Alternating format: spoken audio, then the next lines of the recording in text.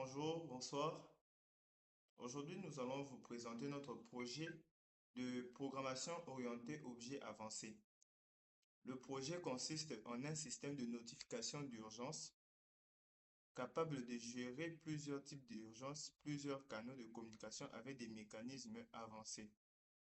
Le projet est conçu autour d'un noyau de programmation orientée objet indépendant et chaque membre du groupe a pris en charge des concepts précis du groupe.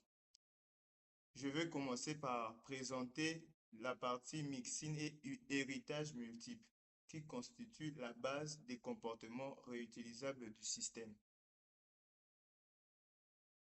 Et pour ça, ma responsabilité principale dans ce projet était de mettre en place des comportements réutilisables via des mixines et de démontrer l'utilisation correcte de l'héritage multiple du MRO et de la coopération avec Super.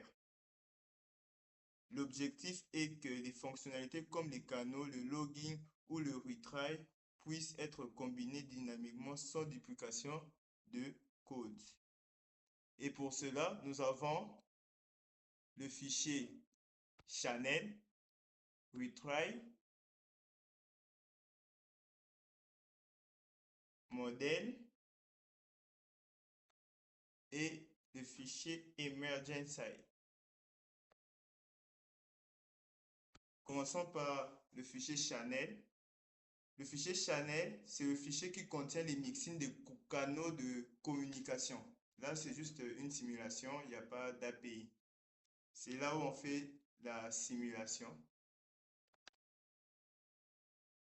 Comme on le voit ici, on a la possibilité de faire le SMS, l'email et de faire un push.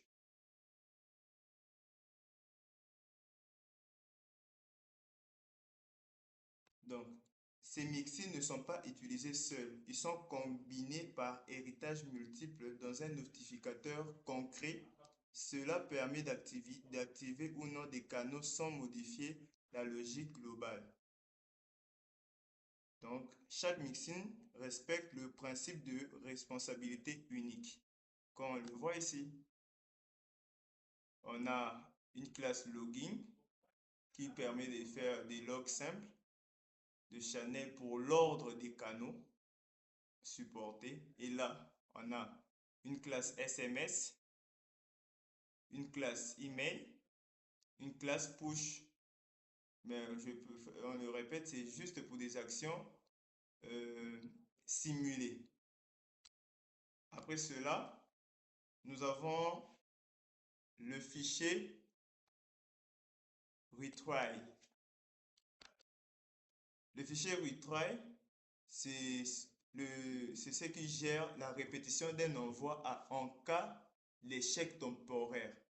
Donc, s'il y a l'échec, si dans l'envoi il y a l'échec, c'est grâce à ce mixin qu'on peut permettre le renvoi de notre channel, si je peux dire comme ça. C'est pour cela là, nous voyons la classe retry mixin utilisée quand un canal lève une exception. Donc, si un canal, par exemple, l'SMS, lance l'exception, c'est c'est avec le fichier retry qu'on va permettre à recommencer. Annoncer le fallback qui essaye les canaux dans un ordre bien précis et retourne la liste des résultats. Et si il s'arrête au premier sent.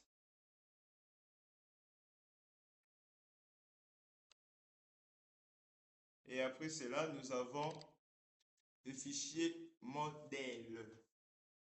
C'est dans ce fichier que nous avons défini les structures métiers centrales. La notification représente une alerte à diffuser. Le delivery result représente le résultat de tentative d'envoi. Le channel est une interface abstraite définissant le contrat d'envoi. Cela permet de séparer clairement les données métiers des mécanismes techniques. Oui, là, comme vous voyez bien, on a fait encore sans faire du web et faire du Docker. Là, ça sera pour la suite après. Ici, on a une classe priorité. Vu que dans les notifications, nous avons des priorités, ça fait un peu comme des niveaux. Il y a le low, le medium, le high et l'urgent. On a notre classe deliver et statut.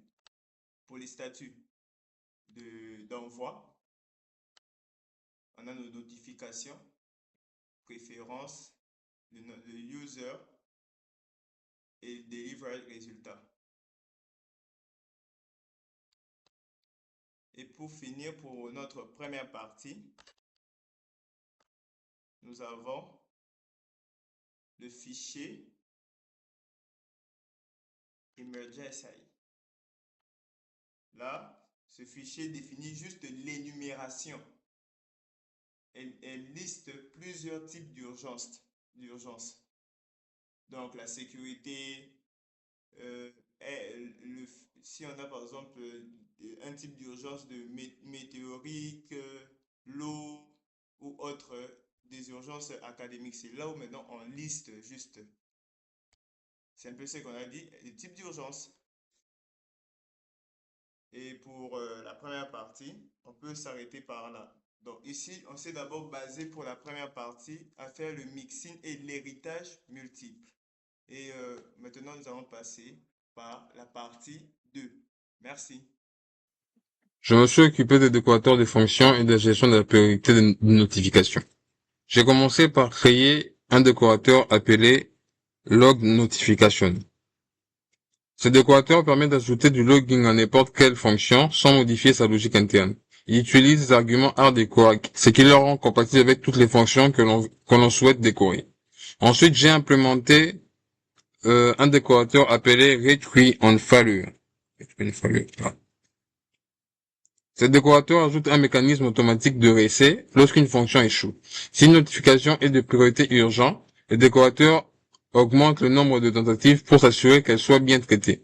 Ces décorateurs sont génériques et ne dépendent d'aucun contexte métier spécifique. Ensuite, j'ai créé la file des priorités. Pour gérer les priorités des notifications, j'ai créé une file de priorité appelée module I, I- Comme il trie les éléments du plus petit au plus grand, j'ai utilisé une priorité négative pour que les notifications urgentes soient toujours traitées avant les notifications moins importantes. J'ajoute également un index à chaque élément pour garantir que l'ordre reste stable si plusieurs notifications ont la même priorité. Cela assure que le traitement reste prévisible et correct. Ensuite, j'ai créé les dispatchs. Le dispatch est responsable de l'ordonnancement de notifications. La méthode schedule place chaque notification dans la file en fonction de sa priorité. La méthode dispatch déplie ensuite les notifications des urgents vers le moins urgent.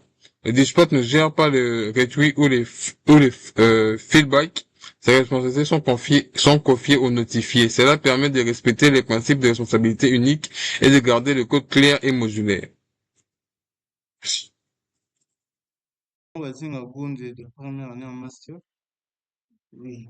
Je vais maintenant vous présenter la partie la plus avancée du projet qui concerne les mécanismes experts de langage Python, les descripteurs, les décorateurs de classes et les métaclasses. Cette partie permet d'automatiser la validation, l'enregistrement et l'analyse des classes du système sans alourdir le code métier. Ma responsabilité était d'implémenter des comportements transversaux automatiques sans que le développeur ait besoin de les gérer manuellement. L'objectif est de démontrer une maîtrise avancée de Python en utilisant des mécanismes qui agissent au moment de la création des classes et non seulement à l'exécution. Donc, sans plus tarder, j'entre dans le fichier validator compile. Dans ce fichier, le fichier contient les descripteurs de validation et descripteurs permettant d'intercepter l'accès ou l'affectation à un attribut d'une instance. Donc, nous avons implémenté email descriptor,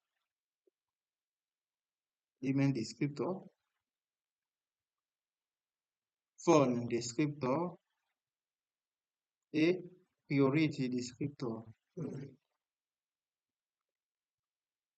Leur rôle est de valider automatiquement les données dès qu'un attribut est modifié. Par exemple, lors de la création d'un utilisateur ou d'une notification. Cela évite de répéter les mêmes vérifications dans chaque classe. Donc, dans le dossier décorateur, nous avons eu à faire la classe décorateur. Ce fichier, ce fichier contient les décorateurs des classes. Ce fichier contient les décorateurs des classes, contrairement aux décorateurs des fonctions. Il modifie le comportement d'une classe entière. Le décorateur principal ici est Add Performance Tracking. Son rôle est d'instrumenter automatiquement les méthodes pour mesurer leur temps d'exécution. Cela permet d'obtenir des métriques sans modifier le code métier. Donc, dans le dossier core, nous avons le fichier metaclass. Ce fichier implémente un metaclass notification meta. Une metaclass est une classe qui contrôle la création d'autres classes. Ici, la metaclass permet d'auto-enregistrer les notificateurs, d'ajouter automatiquement des métadonnées, de valider la structure des classes lors de leur définition. Les règles sont appliquées une seule fois au moment où la classe est créée. Donc, toujours dans le dossier core, le registre pareil. Ce fichier contient le notification enregistrée. Il agit comme un registre global qui conserve la liste de tous les notificateurs valides créés dans les systèmes. L'enregistrement est automatique, déclenché par la métaclasse sans appel explicite du développeur. Donc, ma partie a un lien avec le reste du projet et ça s'intègre avec le mixing pour le comportement, le dispatcher pour l'orchestration, le décorateur de fonctions pour la résilience. Ensemble, ces mécanismes forment un système cohérent et extensible. Cette partie montre comment Python permet d'aller au-delà de l'héritage classique pour construire des systèmes auto-validants et auto-configurés. Merci, je laisse la place pour notre ami pour la partie 4. Merci. Bon, concernant le fichier modèle, dans le fichier modèle, il y a toutes les classes qui sont liées au fonctionnement de l'application, notamment une classe qui s'occupe de la notification, de la création de chaînes, de la création des utilisateurs et même la préférence de communication de l'utilisateur. Et pour gérer ce que nous appelons ici les préférences, nous utilisons le fichier dispatché ici pour définir les règles de priorité de l'application. Donc, quelle urgence l'application priorise et quelle urgence l'application ne priorise pas. Et pour tout cela, rien que pour l'application elle-même, nous avons ce fichier, le fichier appelé test pour tester l'application avant de pouvoir passer au module du web. Et ensuite, nous avons le fichier Docker qui permet d'implémenter l'image dans Dockerfile en installant toutes les dépendances dans le container que nous souhaitons créer, le port que le serveur Django va exposer, et au lancement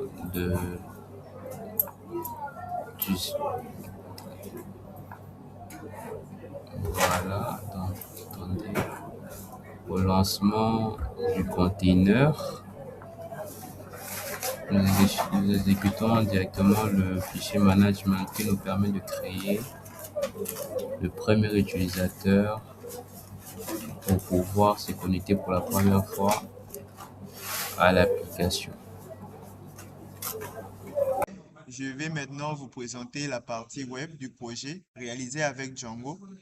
L'objectif de cette partie n'est pas de refaire la logique métier, mais de fournir une interface utilisateur permettant d'interagir avec le noyau de la programmation orientée objet que nous avons eu à développer précédemment. Le web agit donc comme une couche de visualisation et d'orchestration. La couche web permet de déclencher des notifications via une interface graphique, de confirmer la réception et de sécuriser l'accès par authentification. Toute la logique métier reste toujours dans notre dossier core. Tout ce qui est de la logique métier est dans ce dossier-là. Donc, Django ne contient aucune logique. Il appelle simplement le noyau de la programmation orientée objet. Et comme nous voyons ici, nous avons notre dossier web qui a encore deux sous-dossiers de config et de notification. Dans la notification, nous avons là, il y a les templates pour voir l'interface. Les configurations, on a toutes les configs, les settings, les URL pour voir où sont les pages de login, les pages de notification. Et nous commençons par setting. Ce fichier configure Django. Nous avons ajouté le chemin du projet afin que Django puisse importer le noyau directement. Donc, on essaie de monter pour bien visualiser ça. Donc, c'est ici qu'il y a toutes nos configurations.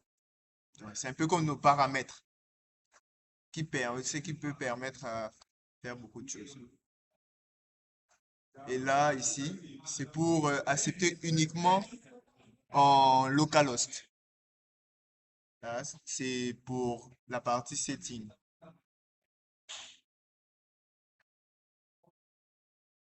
Et nous passons directement dans notification forme. Là, c'est le formulaire. Nous avons eu à faire un formulaire qui permet de déclencher pour le déclenchement de notifications. Donc, si les entrées des utilisateurs et on prépare tous les données par le noyau de la programmation orientée objet. Ça, et nous avons le fichier view. Là, c'est toutes les views. Les views qui vont nous rediriger vers le dashboard, vers les historiques. Donc, toutes les interfaces qu'on a eu à faire, c'est avec ce fichier qui nous permet à mieux interagir.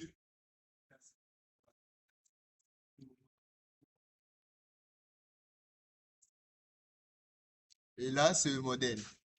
Ce fichier contient les modèles Django servant à stocker les résultats. Oui, vu que si vous avez bien remarqué, nous avons une petite base de données qui est SQLite. C'est ce qui va permettre à stocker nos données pour faire de l'historique. Et sans plus tarder, je vais montrer comment se passe avec l'interface directement sans plus tarder. Merci. Voilà, nous sommes là. Ici, c'est notre page de connexion. Donc, on a eu à configurer avec Django. Il y a une commande Django qui permet de le faire pour avoir directement un utilisateur. Et configurons.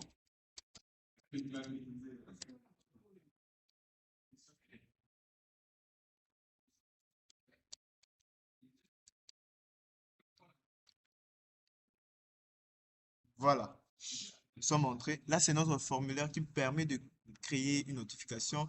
Donc, ici, on a mis des exemples juste pour comprendre qu'est-ce qu'il faut mettre. Donc, sans plus tarder, on essaye directement des exemples. Je mets par exemple site, ok, une adresse email, un numéro de téléphone, un token. Le token push, c'est ce qui permet juste à faire des push, donc pour les notifications. Il y a plus, on a eu si on se rappelle bien, dans les autres, ce qu'on a eu à faire, on avait eu à faire trois méthodes. Donc, par mail, par SMS et par méthode push pour juste envoyer. Les types d'urgence, la priorité, un petit message, une zone concernée et on lance. Là, on a envoyé. C'est le résultat qui est envoyé. C'est envoyé par SMS. Et si on vient dans l'historique, on va voir, aujourd'hui c'est le 2 février. Il y a des notifications du 1er février et du 2. Quand on vient dans le détail, on peut confirmer. Donc pour dire que réellement, ils ont reçu la notification qu'il y a eu il y a eu un danger. Et pour la partie web, c'est un peu ça. Donc,